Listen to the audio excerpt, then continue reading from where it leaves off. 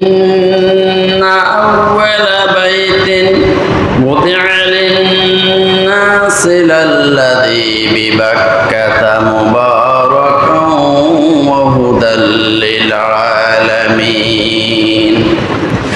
فيه آيات بينات مقام إبراهيم ومن دخله كان آمنا ولله على الناس حج البيت من استطاع إليه سبيلا সূরা আলে ইমরান আয়াত 96-97 আল্লাহ রাব্বুল আলামিন বলেন ইন্না আউয়ালা বাইতিন নিশ্চয়ই এই বিশ্বজগতের প্রথম ঘর বুদিআ লিন-নাস যে প্রথম ঘরটাকে নির্মাণ করা হয়েছে মানুষের জন্য, মানুষের কল্যাণের জন্যই প্রথম ঘরটা নির্মাণ করা হয়েছে। লাল্লাযী বিবাক্কাতা মুবারাকান যে ঘরখানাকে মক্কা শরীফে তৈরি করা হয়েছে মুবারাকান একদম বরকতপূর্ণভাবে, বরকত দিয়ে ভরপুর করে প্রথম এই ঘরখানাকে নির্মাণ করা হয়েছে। ওয়া হুদাল লিল আলামিন আর এই ঘরখানাকে নির্মাণ করা হয়েছে সমস্ত বিশ্বজগতের মানব জাতির হেদায়েতের মার্কাজ হিসেবে এই ঘরখানাকে নির্মাণ করা হয়েছে। ফিহে আয়াতুন বাইয়িনাতুন এই ঘরখানার মধ্যে রয়েছে অসংখ্য স্পষ্ট নিদর্শন, অনেক স্পষ্ট প্রমাণ ও নিদর্শন এই ঘরখানার মধ্যে রয়েছে। বিশেষ করে মাকাম ইব্রাহিম, ইব্রাহিম আলাইহিস সালাতু ওয়াস সালামের যে পদচিহ্ন বিশিষ্ট যে পাথর সেখানে অবস্থিত।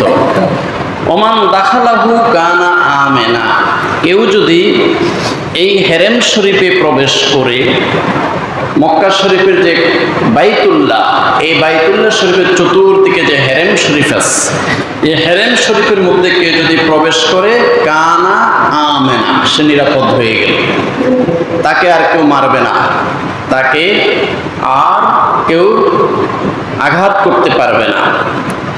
ওয়ালিল্লাহি আলান নাস হিজ্জুল বাইতি মান ইসতাতাআ ইলাইহি সাবিলা আর এই ঘরখানা জিয়ারত করার যাদের সামর্থ্য আছে, তৌফিক আছে, এই ঘরখানাকে জিয়ারত করবে, জিয়ারত করে ফিরে আসবে, এই পরিমাণ টাকা পয়সা কারো যদি থাকে এবং ওই সময়ের মধ্যে তার পরিবার পরিজন কারো কাছে ভিক্ষা করতে হবে না, এমন তৌফিক, এমন সামর্থ্যবান ব্যক্তির উপরে এই ঘরখানাকে জিয়ারত করা তার উপরে ফরজ হয়ে গেল।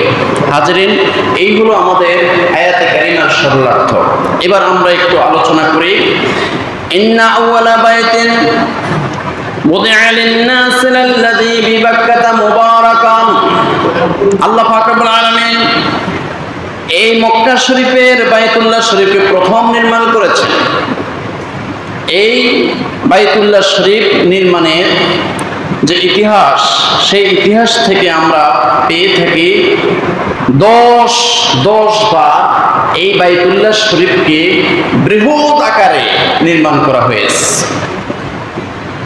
তো এই 10টি বার এইভাবে বলা যায়, ফেরেশতা, আদম, ইব্রাহিম, আমালিকা, জুরহাম, কুসাই ইবনে কিলাব, কুরাইশ গোত্র, হাজ্জাজ বিন ইউসুফ, আব্দুল্লাহ ইবনে জুবাইর, তুরস্কের মুরাদ 640 হিজরিতে। হাজরিন, এটা হলো একদম সংক্ষেপে বললাম। এটার মানে হলো এই কাবা শরীফকে বৃহৎ আকারে নির্মাণ করা হয়েছে মোট 10 বার। আর এখনো 640 হিজরির পরে অদ্যাবধি পর্যন্ত অনেক নির্মাণ হয়, তবে ছোটখাটো নির্মাণ কাজ হয়ে থাকে। বৃহৎ আকারে মোট 10 বার হয়েছে। প্রথমবার আল্লাহ রাব্বুল আলামিনের হুকুমে ফেরেশতারা এই কাবা শরীফ নির্মাণ করেছেন। এরপরে আদম আলাইহিস সালাতু ওয়াস সালাম এই কাবা শরীফ নির্মাণ করেছেন। এরপর হযরত ইব্রাহিম আলাইহিস সালাতু ওয়াস সালাম ওনার পুত্র নবী ইসমাইল আলাইহিস সালাতু ওয়াস সালাম সহ কাবা শরীফ নির্মাণ করেছেন। তাহলে ফেরেশতা আদম ইব্রাহিম, এরপরে আমালিকা সম্প্রদায়, এরপরে জুরহাম সম্প্রদায়, এরপরে কুসাই ইবনে কিলাব সম্প্রদায়, এরপরে কুরাইশ গোত্র। সপ্তমবারে কুরাইশ গোত্র যখন এই কাবা শরীফ নির্মাণ করেছে, তখন আমাদের আখিরি নবী দু জাহানের সরদার মুহাম্মদুর রাসূলুল্লাহ সাল্লাল্লাহু আলাইহি ওয়াসাল্লাম ও এই নির্মাণ কাজে অংশগ্রহণ করেছিলেন। বলেন সুবহানাল্লাহ। এরপরে হাজ্জাজ বিন ইউসুফ, এরপরে আব্দুল্লাহ ইবনে জুবাইর সর্বশেষ বৃহৎ আকারে নির্মাণ করেছে তুরস্কের বাদশাহ মুরাদ 640 হিজরিতে কাবা শরীফ বৃহৎ আকারে নির্মাণ করেছেন। হাজরিন, এই হলো কাবা শরীফের সংক্ষিপ্ত ইতিহাস। এরপর আল্লাহ রাব্বুল আলামিন বলেন হুদাল্লিল আলামিন, এই কাবা শরীফকে কেন্দ্র করে সমগ্র পৃথিবীর, সমগ্র বিশ্ববাসীর হেদায়েতের মার্কাজ সেখানে সৃষ্টি করা হয়েছে। সারা বিশ্ব থেকে সমস্ত মুমিন মুসলমানেরা সেখানে গিয়ে আল্লাহর কাছে হাজিরা দেয়। লাব্বাইক আল্লাহুম্মা লাব্বাইক, আল্লাহ হাজির, আল্লাহ হাজির, আল্লাহ হাজির। বলুন সুবহানাল্লাহ। ফিহি আয়াতুন বায়িনাতুন মাকামু ইব্রাহিম, সেখানে আছে মাকামে ইব্রাহিম। ইব্রাহিম আলাইহিস সালাতু ওয়াস সালাম যখন মুসল্লা নিয়ে, পাথর নিয়ে উপরে উঠতে পারতেছিল না, ঠিক সেই মুহূর্তে আল্লাহর হুকুমে একটি পাথর এসেছে। সেই পাথরের উপরে যখন ইব্রাহিম আলাইহিস সালাতু ওয়াস সালাম দাঁড়িয়ে গিয়েছিল, ওই পাথরটা ইব্রাহিম আলাইহিস সালাতু ওয়াস সালামের যাতে কষ্ট না হয়, পাথরটা আল্লাহর হুকুমে নরম হয়ে গিয়েছে। সুবহানাল্লাহ। আর এই কারণে ওই পাথরের মধ্যে হযরত ইব্রাহিম আলাইহিস সালাতু ওয়াস সালামের পদ চিহ্ন এখনো বিদ্যমান। ফিহি মাকামু ইব্রাহিম, সেখানে রয়েছে মাকামে ইব্রাহিম। ওমান দাখালাহু কানা আমেনা, এই কাবা শরীফে কেউ যদি প্রবেশ করে, অথবা কাবা শরীফ চত্বরে হেরেম শরীফে কেউ যদি প্রবেশ করে, তখন আল্লাহর জিম্মায় চলে গেল। এখন কোনো পুলিশ ধরতে পারবে না, আর্মি ধরতে পারবে না, আল্লাহর জিম্মায় সে চলে গেছে। ওমান দাখালাহু কানা আমেনা, সে আল্লাহর জিম্মায় চলে গেছে, সে নিরাপদ হয়ে গেছে। বলুন সুবহানাল্লাহ। ওয়ালিল্লাহি আলান নাসি হিজ্জুল বাইতি মান ইসতাতাআ ইলাইহি সাবিলা। এখন কাদের উপরে হজ ফরজ? যাদের 52.5 বরের পরিমাণ সম্পদ আছে, এই 70 থেকে 75 হাজার টাকা পরিমাণ সম্পদ আছে, নেশাব পরিমাণ সম্পদ আছে, এবং ওই ব্যক্তি মক্কা শরীফ, মদিনা শরীফ, মুজদালিফা, আরাফা, সাফা মারওয়া, এই সমস্ত হজের যে সমস্ত জায়গা আছে, ওইগুলোর মধ্যে যাওয়া এবং আসার রসদ বা সামর্থ্য, টাকা পয়সা যদি কারো থাকে, এবং ওই সময়ের মধ্যে তার পরিবার পরিজন কার কাছে ভিক্ষা করতে হবে না, এমন সম্পদও তার কাছে আছে। ওয়ালিল্লাহি আলান নাসি হিজ্জুল বাইতি মান ইসতাতাআ ইলাইহি সাবিলা, ওই ব্যক্তির উপর হজ ফরজ। এখন সূরা আলে ইমরানের 97 নম্বর আয়াত অনুসারে চিন্তা করে দেখেন কত লক্ষ লক্ষ মুসলমানের উপর হজ ফরজ হয়ে আছে। এখন এই মুসলমানরা চিন্তা করে 60 বছর বয়সে রিটায়ার্ড হব, রিটায়ার্ড হয়ে টায়ার্ড হব, টায়ার্ড হয়ে ক্লান্ত হয়ে যাব, বুড়ো হয়ে যাবে, নুজ হয়ে যাব, যখন হাঁটার ক্ষমতা থাকে না, চলার ক্ষমতা থাকে না, রুকু করা, সেজদা করার যখন ক্ষমতা থাকে না, তখন যাই হজ করে। প্যারে হাজরিন, ওই সময় তো হজের বিধি বিধান আর কানা হাকাম তো ঠিকমতো পালন করতে পারে না, রুকুনগুলো ঠিকমতো পালন করতে পারে না, ওই সময় হজ করতে। কিন্তু হজ ফরজ যখন হয়েছে তখনই করতে হবে। আবার অনেকে মনে করে যে ছেলে যা আছে সবগুলোর এস্টাবলিশ করতে হবে, তারপর আমি হজ করব। এটা বিধানের কথা নয়, কোরআন হাদিসের কথা নয়। সবগুলো ছেলের এস্টাবলিশ করে তারপর হজ করতে হবে, এটা কোনো কিতাবে নাই। আবার অনেকে মনে করে যে আমার 3টে মেয়ে আছে, 3টে মেয়েকে বিয়ে শাদী দিয়ে তারপর হজ করব।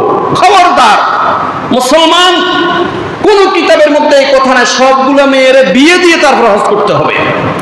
ওয়ালিল্লাহি আলান নাসি হিজ্জুল বাইতি মান ইসতাতা ইলাইহি সাবিলা। এখানে রিটায়ার্ড হওয়ার কথা নাই, অবসর গ্রহণ করে তারপর হজ করতে, এটা কথা নাই। মেয়েগুলোর বিয়ে শাদী দিতে হবে এই কথা এখানে নাই। ছেলেগুলোর সব এস্টাবলিশ করতে হবে এই কথাও এখানে নাই। এখানে কি আছে? মক্কা শরীফ মদিনা শরীফ যাওয়া আসার তৌফিক যদি থাকে ওই সামর্থ্যবান ব্যক্তিদের জন্য হজ ফরজ। ওই মুহূর্তে তার পরিবার পরিজন কারো কাছে ভিক্ষা করতে হবে না এবং কারো কাছে যাচনা করবে না, এমন অবস্থায় ওই সমস্ত ব্যক্তিদের উপর হজ ফরজ। প্যারে হাজরিন, আল্লাহ পাক রব্বুল আলামিন বলেন জাআলাল্লাহুল কা'বাতাল বাইতাল হারাম কিয়ামান লিন্নাস। সূরা মায়েদা আয়াত নম্বর 97। আল্লাহ রাব্বুল আলামিন বলেন এই যে আমি কাবা শরীফটা আমি নির্মাণ করেছি ফেরেশতাদের মাধ্যমে, এরপরে আদম আলাইহিস সালামের মাধ্যমে, ইব্রাহিম আলাইহিস সালামের মাধ্যমে কাবা শরীফটা যে আমি নির্মাণ করেছি, জাআলাল্লাহুল কা'বাতাল বাইতাল হারামা কিয়ামান লিন্নাস, মানুষের কল্যাণের জন্য।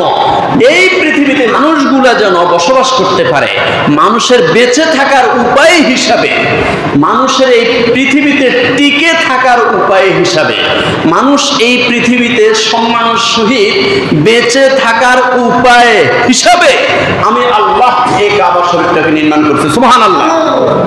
চিন্তা করেন যে আল্লাহ পাক রব্বুল আলামিন সূরা মায়েদার 97 নম্বর আয়াতে কি বলেন যে কাবা শরীফ যতদিন নিরাপদ সারা পৃথিবীর মানুষ ততদিন নিরাপদ। কাবা শরীফ যতদিন আছে সারা পৃথিবীতে মানুষ ততদিন আছে। সুবহানাল্লাহ। প্যারে হাজরিন, আল্লাহ রাব্বুল আলামিন বলেন ওয়া ইয ইয়ারফাউ ইব্রাহিমুল কওয়াইদা মিনাল বাইতি ওয়া ইসমাঈলু রাব্বানা তাকাব্বাল মিন্না ইন্নাকা আনতাস সামিউল আলিম। সূরা বাকারা আয়াত নম্বর 127। আল্লাহ রাব্বুল আলামিন বলেন وَإِذْ يَرْفَعُ إِبْرَاهِيمُ الْقَوَاعِدَ مِنَ الْبَيْتِ وَإِسْمَاعِيلُ, যখন ইব্রাহিম আলাইহিস সালাম পুত্র ইসমাঈল আলাইহিস সালামকে সঙ্গে নিয়ে কাবা শরীফের ভিত্তিপ্রস্তর পুরা করে ফেলেছেন, একদম কাজগুলো কমপ্লিট করে ফেলেছেন, কমপ্লিট করে আল্লাহ সুবহানাহু ওয়া তাআলার কাছে মুনাজাত করেছেন, দোয়া করেছেন। তো এখান থেকে আমরা কি পাই? যে কোনো নেকের কাজ করার পরে আল্লাহর কাছে দোয়া করা আছে না নাই? وَإِذْ يَرْفَعُ إِبْرَاهِيمُ الْقَوَاعِدَ مِنَ الْبَيْتِ وَإِسْمَاعِيلُ, যখন ইব্রাহিম আলাইহিস সালাম পুত্র ইসমাঈল আলাইহিস সালামকে সঙ্গে নিয়ে যখন কাবা শরীফের নির্মাণ কাজ শেষ করে ফেললেন, তখন ওনারা বাপ বেটা দুইজনে আল্লাহর কাছে দোয়া করেছেন, রব্বানা তাকাব্বাল মিন্না ইন্নাকা আনতাস সামিউল আলিম। তখন ওনারা দুইজন আল্লাহর কাছে দোয়া করেছেন। সূরা বাকারা আয়াত নম্বর 127, যে বাপ বেটা দুইজনে দোয়া করেছেন, আল্লাহ আয় রব, আয় আমাদের মালিক, আমাদের পক্ষ থেকে আপনি এই কাজটা কবুল করে নেন। বলনা সুবহানাল্লাহ। চিন্তা করেন, তাহলে যে কোনো ভালো কাজ, যে কোনো নেকের কাজ করেছেন, শরীয়তের কোনো কাজ করেছেন, নেকের কাজ করেছেন, ভালো কাজ করেছেন, এরপরে আল্লাহর কাছে দোয়া করা কোরআনে আছে না নাই? আছে। রব্বানা তাকাব্বাল মিন্না ইন্নাকা আনতাস সামিউল আলিম। আল্লাহ, আমাদের বাপ বেটা দুইজনে আমরা মিলে আমরা যে কাজ করেছি, যে শ্রম দিয়েছি, যে ঘাম জড়িয়েছি, আল্লাহ তুমি দয়া করে এই পরিশ্রমগুলো তুমি কবুল করে নাও। শুধু তাই নয়, আরো আছে দোয়া, আরো আছে দোয়া। রব্বানা ওয়াজআলনা মুসলিমাইনি লাকা ওয়া মিন যুররিয়াতিনা উম্মাতাম মুসলিমাতাল লাক ওয়া আরিনা মানাসিকানা ওয়া তুব আলাইনা ইন্নাকা আনতাত তাওয়াবুর রহিম। এরপরের আয়াত সূরা বাকারার 128 নম্বর আয়াত। এরপরে ইব্রাহিম আলাইহিস সালাম এবং ইসমাঈল আলাইহিস সালাম আল্লাহর কাছে দোয়া করলেন, আল্লাহ রব্বানা ওয়াজআলনা মুসলিমাইন লাক, আমাদেরকে একদম খাঁটি মুসলমান বানিয়ে দেন, অনুগত বান্দা হিসেবে আমাদেরকে কবুল করে নেন। রব্বানা ওয়াজআলনা মুসলিমাইন লাক, আপনার অনুগত বান্দা হিসেবে, খাঁটি মুসলমান হিসেবে আমাদেরকে কবুল করে নেন। অমিয়া যুররিয়াতিনা উম্মাতাম মুসলিমাতাল লাক, আমাদের যুররিয়ত থেকে, আমাদের বংশ থেকে, আমি ইব্রাহিম আলাইহিস সালাম, আমার সাথে আছে ইসমাঈল আলাইহিস সালাম, এই ইসমাঈল আলাইহিস সালামের যুররিয়ত থেকে, বংশ থেকে আপনি একদম খাঁটি মুমিন মুসলমানের একটা দল আপনি সৃষ্টি করে দেন। সুবহানাল্লাহ। কার জন্য দোয়া করছে? আমাদের জন্য, আমাদের জন্য না। ইসমাঈল আলাইহিস সালামের বংশধর থেকে কে আসছে? হযরত মুহাম্মদুর রাসূলুল্লাহ সাল্লাল্লাহু আলাইহি ওয়াসাল্লাম। আর মুহাম্মদুর রাসূলুল্লাহ সাল্লাল্লাহু আলাইহি ওয়াসাল্লাম উম্মত হলাম আমরা, তাহলে আমাদের জন্য দোয়া করেছে। কি দোয়া করেছেন? অমিউ যুররিয়াতিনা উম্মাতাম মুসলিমাতাল লাক, আল্লাহ রব্বুল আলামিন আমাদের বংশ থেকে, অর্থাৎ ইসমাঈল আলাইহিস সালামের বংশধর থেকে আপনি একদম নিরেট নিষ্কলুষ একদল খাঁটি মুসলমান আপনি সৃষ্টি করেন। ওয়া আরিনা মানাসিকানা, আল্লাহ এই কাবা শরীফ কিভাবে জিয়ারত করব, এই কাবা শরীফকে কেন্দ্র করে কিভাবে আমরা হজ করব, আপনি দয়া করে আমাদেরকে হজের সিস্টেমটা আপনি শিখিয়ে দেন। অতুবু আলাইনা, এরপর দোয়া করলেন, আল্লাহ তুমি আমাদের প্রতি দয়া করো, রহম করো। ইন্নাকা আনতাত তাওয়াবুর রহিম, আপনি তো হলেন তওবা কবুলকারী, আপনি মহা দয়ালু। তো ইব্রাহিম আলাইহিস সালাম এই দোয়াগুলো করেছেন কখন? কাবা শরীফ নির্মাণের পরে, অর্থাৎ ভালো কাজ করার পরে, নেকের কাজ করার পরে এই দোয়াগুলো করেছেন। শেষ? আরো আছে, আরো আছে। এর পরের আয়াত আল্লাহ পাক রব্বুল আলামিন বলেন, রব্বানা ওয়াবআস ফীহিম রাসূলাম মিনহুম ইয়াতলু আলাইহিম আয়াতিকা ওয়া ইউআল্লিমুহুমুল কিতাবা ওয়াল হিকমাতা ওয়া ইউযাক্কিহিম ইন্নাকা আনতাল আজিজুল হাকীম। সূরা বাকারা 129 নম্বর আয়াত। আল্লাহ রাব্বুল আলামিন বলতেছেন যে আমার বন্ধু, আমার খলিল ইব্রাহিম আলাইহিস সালাম এরপরে এই দোয়াটা করেছে। কি করেছে? আল্লাহ, যে দুনিয়ার মধ্যে সবচেয়ে বড় সম্পদ হলো সন্তান। আমি কোটি কোটি টাকার বাড়ি গাড়ি করলাম, 40টা গার্মেন্টসের মালিক হইলাম, 10টা জাহাজের মালিক হইলাম, 50টা হেলিকপ্টারের মালিক হইলাম, 20 তলা বিল্ডিং এর মালিক হলাম, সব রুমে এসি করলাম, কিন্তু আমার সন্তানটা যদি কুলাঙ্গার হয়, এ সম্পদ থাকবে? কথা থাকবে? আমার সন্তানটা যদি মাদক সেবী হয়, আমার সন্তানটা যদি সন্ত্রাস হয়, সে যদি জুয়াখোর হয়, এ সম্পদ থাকবে? তাহলে পৃথিবীর সবচেয়ে বড় সম্পদ হলো সন্তান। তাকেই যদি আপনি সম্পদ বানিয়ে দেন, আপনার 20টা বাড়ির দরকার নাই, 10টা গাড়ির দরকার নাই, আপনার এসি রুম বিশিষ্ট বিল্ডিং এর দরকার নাই, 20 খানি সম্পত্তির দরকার নাই।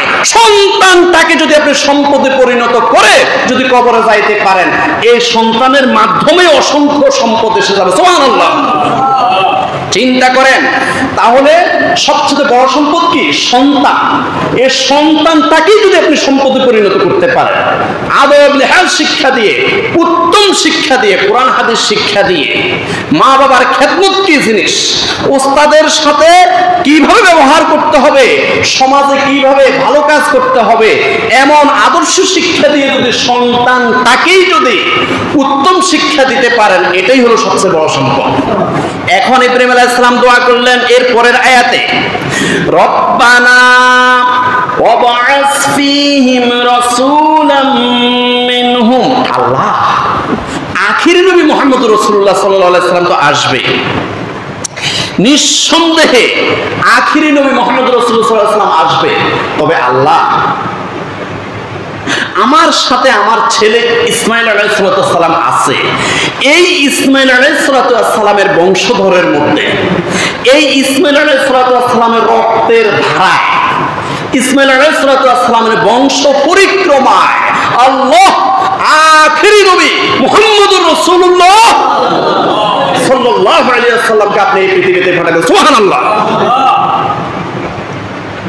প্যারে হাজরিন, এমন নবী আমার বংশের মধ্যে আপনি পাঠাবেন, আখেরি নবী মুহাম্মদ রাসূলুল্লাহ সাল্লাল্লাহু আলাইহি ওয়াসাল্লামকে আমাদের বংশের মধ্যে আপনি পাঠাবেন, যে নবীর কর্মসূচি হবে চারটা।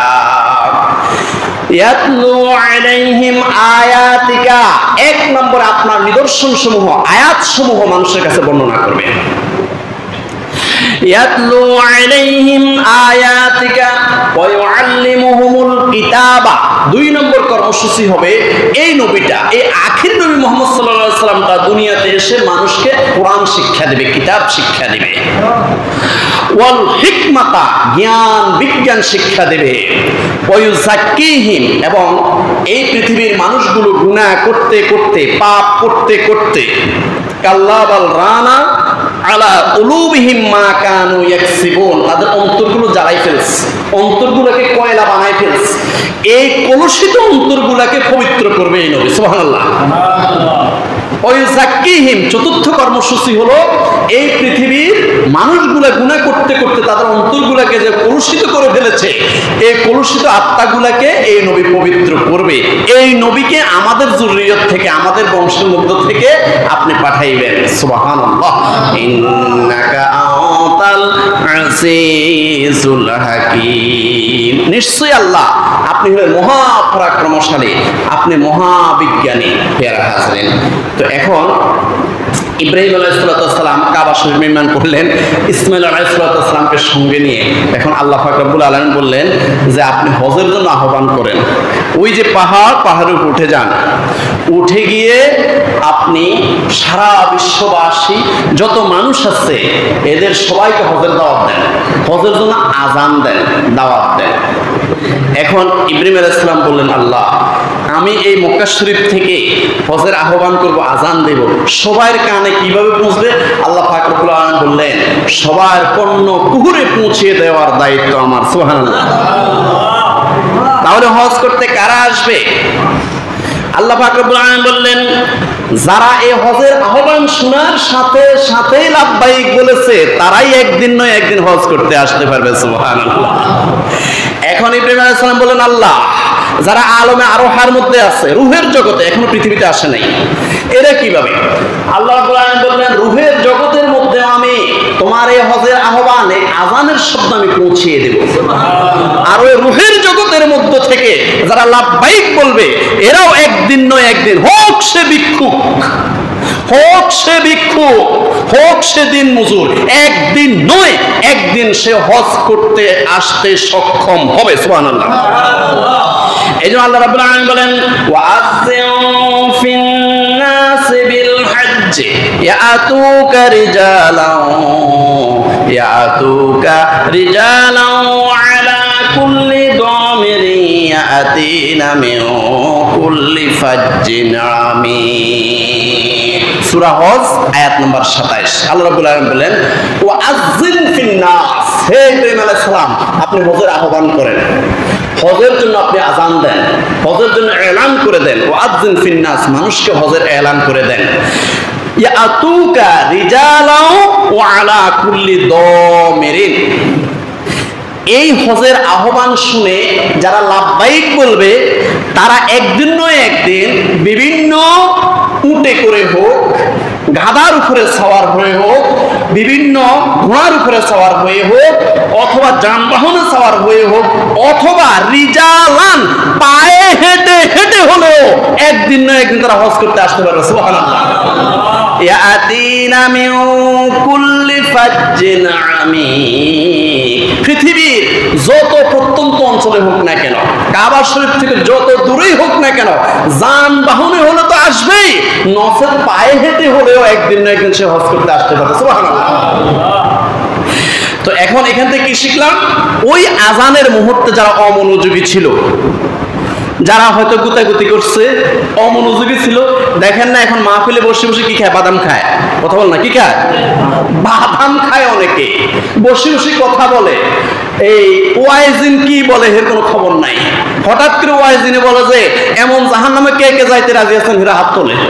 কিলে হাত তুলে জানেন, ওই যে এতক্ষণ বাদাম খাইছে ওয়াজ শুনেন, তো ওয়াজ না শুনে হাত তুলছে জানানো যাইতে চায়। চিন্তা করেন, কারণ এতক্ষণ ওয়াজ শুনে নাই। এখন এই ইব্রাহিম আলাইহিস সালামের আহ্বানের সময় যারা অমনোযোগী ছিল, এই অমনোযোগীরাই লাব্বাইক বলতে পারে নাই, তারা হজ করতে যাইতে, যত কোটি টাকার মালিক হোক না, যত কোটি, 40 কানি জমির মালিক, বিশাল সম্পত্তির অধিকারী, কিন্তু হজ করতে যাইতে পারবে না, কারণ তারা ওই আজানের সময়, আহ্বানের সময় তারা অমনোযোগী ছিল, তারা লাব্বাইক বলতে পারে নাই। প্যারা হাজরিন, এই হজের ফরজ হলো ইহরাম বাঁধা, 9 তারিখে আরাফাতের ময়দানে অবস্থান করা, আর কাবা শরীফের চতুর্দিকে তাওয়াফ করা হজের ফরজ। এই হজের মধ্যে একটা ওয়াজিব সেট করা হয়েছে। ওয়াজিবটা হলো সাফা মারওয়া, এই দুইটা পাহাড়ের মধ্যে কি করতে হবে? সাই করতে হবে, দৌড়াদৌড়ি করে। সাফা থেকে মারওয়া 1, মারওয়া থেকে সাফা 2, আবার সাফা থেকে মারওয়া 3, এবার মোট 7টা সাই করতে হয়। এটা ওয়াজিব হয়ে গেছে। এই ওয়াজিবটা হয়েছে হযরত ইসমাঈল আলাইহিস সালাম এবং আম্মাজান হাজেরা রাদিয়াল্লাহু তাআলা আনহাকে যখন এই কাবা শরীফের পাশে রেখে ইব্রাহিম আলাইহিস সালাম চলে যাচ্ছিলেন, তখন আম্মাজান হাজেরা রাদিয়াল্লাহু তাআলা আনহা বললেন, ও ইব্রাহিম আলাইহিস সালাম, আপনি যে আমাদেরকে এখানে রেখে যাচ্ছেন, মা এবং ছেলেকে, কার হুকুমে? তখন ইব্রাহিম আলাইহিস সালাম উপরের দিকে এক আঙ্গুলের ইশারা দিয়ে বললেন, আল্লাহর হুকুমে। সুবহানাল্লাহ বলেন, বাস, আর কোনো কথা নাই। এবার আম্মাজান হাজেরা রাদিয়াল্লাহু তাআলা আনহা বললেন, ঠিক আছে, আল্লাহর হুকুমে যদি আপনি আমাদেরকে এখানে রেখে যান, কোনো কথা নাই।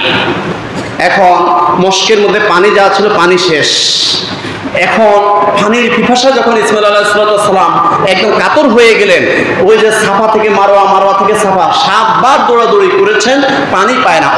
অতঃপর 7 বার দৌড়াদৌড়ি করার পরে আসি দেখে যে হযরত ইসমাঈল আলাইহিস সালামের পায়ের আঘাতে আঘাতে সেখানে আল্লাহর হুকুমে জমজমের কূপ হয়ে গেছে। সুবহানাল্লাহ। এখন পানি চতুর্দিকে ছড়িয়ে যাচ্ছে। ঠিক সেই মুহূর্তে হযরতে আম্মাজান হাজেরা রাদিয়াল্লাহু তাআলা আনহা চতুর্দিকে বাঁধ দিয়ে তিনি একটা শব্দ বলেছেন, জম জম জম, থাম থাম থাম। সুবহানাল্লাহ বলেন, চতুর্দিকে যাইও না, এটা এখানে থাকো, এখানে সীমাবদ্ধ থাকো। ওই শব্দ থেকে এই কূপটার নাম হয়ে গেছে জমজম। প্যারা হাজরিন, তো এখন যেটা বলছিলাম যে সাফা এবং মারওয়া, এই যে দৌড়াদৌড়ি করেছেন পুত্রকে পানি পান করার জন্য, পুত্রকে পানি পান করানোর জন্য উনি যে দৌড়াদৌড়ি করেছেন, আল্লাহ সুবহানাহু ওয়া তাআলা উনি বললেন যে বান্দাটারে বানাইলো কে? বলেন তো, ইসমাঈল আলাইহিস সালামকে বানাইলো কে? আল্লাহ। আরো জোরে বলতে, ইসমাঈল আলাইহিস সালামকে বানাইছে কে? আল্লাহ। আল্লাহ বলতেছে, বানাইলাম আমি, এই ইসমাঈল আলাইহিস সালামকে বানাইলাম আমি, কিন্তু আমি আল্লাহ মায়ের অন্তরের মধ্যে সন্তানের প্রতি এমন ভালোবাসা আমি আল্লাহ সৃষ্টি করে দিয়েছি। বান্দাটা আমার, কিন্তু আমার বান্দি এই সন্তানের মায়ের অন্তরে এমন ভালোবাসা আমি আল্লাহ সৃষ্টি করে দিয়েছি, সাফা থেকে মারওয়া, মারওয়া থেকে সাফা 7 বার দৌড়াদৌড়ি করেছে শুধু পানির জন্য। সুবহানাল্লাহ। আল্লাহ সুবহানাহু ওয়া তাআলার কাছে এই ব্যাপারটা খুবই ভালো লেগেছে, তাই হাজী সাহেবদের জন্য এবং উমরাকারীদের জন্য এটা ওয়াজিব করে দিয়েছেন। আল্লাহ রাব্বুল আলামিন বলেন, ইন্নাস সাফা ওয়াল মারওয়াতা মিন শাআইরিল্লাহ ফামান হাজ্জাল বাইতা আও ইতামারা ফালা জুনাহা আলাইহি আন ইয়াতাওয়াফা বিহিমা ওয়া মা তাতাওয়া খায়রান ফাইন্নাল্লাহা শাকিরুন আলীম। সূরা বাকারা 158 নম্বর আয়াত। আল্লাহ রাব্বুল আলামিন বলতেছেন, ইন্নাস সাফা ওয়াল মারওয়াতা মিন শাআইরিল্লাহ। সাফা এবং মারওয়া এই দুইটা হলো আল্লাহর নিদর্শন। কার নিদর্শন? আল্লাহর নিদর্শন। কিন্তু এই নিদর্শনটাকে মুশরিকেরা আবার এটাকে মানে শিরকের মধ্যে করে ফেলেছে, শিরক করে ফেলছিল এক সময়। ইসলাম অর্থাৎ কোরআন নাজিল হওয়ার আগে, মুহাম্মদুর রাসূলুল্লাহ সাল্লাল্লাহু আলাইহি সাল্লাম এই কোরআন প্রচারের আগে, এই আইয়ামে জাহিলিয়াতে যারা মুশরিক, মূর্তি পূজক, তারা এটাকে শিরকের আখড়া বানিয়ে ফেলেছিল এক সময়। কি করেছে তারা? এই সাফা পাহাড়ের মধ্যে ইসাব নামে একটা মূর্তি রেখেছে, আর মারওয়া পাহাড়ের মধ্যে তারা নায়লা নামে একটা মূর্তি রেখেছে। মূর্তি রেখে সাফা পাহাড়ে আসতো তারা ইসাব নামক মূর্তির করুণা পাওয়ার জন্য, নাউজুবিল্লাহ বলেন। আর মারওয়া পাহাড়ে তারা দৌড়াদৌড়ি করে যাইতো নায়লা নামক মূর্তির যে করুণা পাওয়ার জন্য, নাউজুবিল্লাহ বলেন। তো যখন অষ্টম হিজরিতে মক্কা বিজয় হয়ে গেছে, আল্লাহ রাসূল সাল্লাল্লাহু আলাইহি ওয়াসাল্লামের হুকুমে সাফা পাহাড়ের ইসাব মূর্তি এবং মারওয়া পাহাড়ের নায়লা মূর্তিকে ভেঙে চুরে খান খান করে দেওয়া হয়েছে। আল্লাহ রাব্বুল আলামিন বলেন, ইন্নাস সাফা ওয়াল মারওয়াতা মিন শাআইরিল্লাহ, নিশ্চয় সাফা এবং মারওয়া এই দুইটা পাহাড় হলো আল্লাহর নিদর্শন। ফামান হাজ্জাল বাইতা আবে তামারা ফালা জুনাহা আলাইহি আন ইয়াতাওয়াফা বিহিমা, কেউ যদি হজ করে অথবা উমরা করে, হজ এবং উমরা, কেউ যদি হজ করে অথবা উমরা করে, উভয়ের জন্যই সাফা এবং মারওয়া পাহাড়ের এই দুইটা পাহাড়ের মধ্যে সাই করা উভয়ের জন্য ওয়াজিব হয়ে গেছে। সুবহানাল্লাহ। ওমা তাতাওয়া খায়রান ফাইন্নাল্লাহা শাকিরুন আলিম, আর যারা স্বেচ্ছায় নিজের ইচ্ছায় বেশি বেশি করে নেক আমল করবে, তো আল্লাহ সুবহানাহু ওয়া তাআলা বলেন ফাইন্নাল্লাহা শাকিরুন আলিম, আল্লাহ রাব্বুল আলামিন গুণগ্রাহী, তিনি সবকিছু জানেন। রাসূলুল্লাহ সাল্লাল্লাহু আলাইহি ওয়াসাল্লাম বলেন, মান হাজ্জা লিল্লাহি ফালাম ইয়ারফুস ওয়া লাম ইয়াফসুক রাজা'a কা ইয়াউমিন ওয়ালাদাতহু উম্মুহু, রাওয়াহুল বুখারী, বুখারী শরীফের 1521 নম্বর হাদিস। রাসূলুল্লাহ সাল্লাল্লাহু আলাইহি ওয়াসাল্লাম বলেন, মান হাজ্জা লিল্লাহি, কোন একজন ব্যক্তি যদি একদম খুলুসিয়তের সহিত, ইখলাসের সহিত শুধু আল্লাহকে রাজি খুশি করার জন্য যে ব্যক্তি হজ করলো, ফালাম ইয়ারফুস ওয়ালাম ইয়াফসু, হজ করার মুহূর্তে সে কোনো গুনাহ করে নাই, অথবা হজ করে এসে মৃত্যু পর্যন্ত আর কোনো গুনাহ করে নাই, রাজা'a কা ইয়াউমিন ওয়ালাদাতহু উম্মুহু, সে যেন এইরকম হাসরের ময়দানে এইরকম উঠবে, মায়ের গর্ভ থেকে একটা নিষ্পাপ শিশু যেরকম দুনিয়াতে আসে, ঠিক হাসরের ময়দানে নিষ্পাপ হয়ে সে উঠবে। সুবহানাল্লাহ।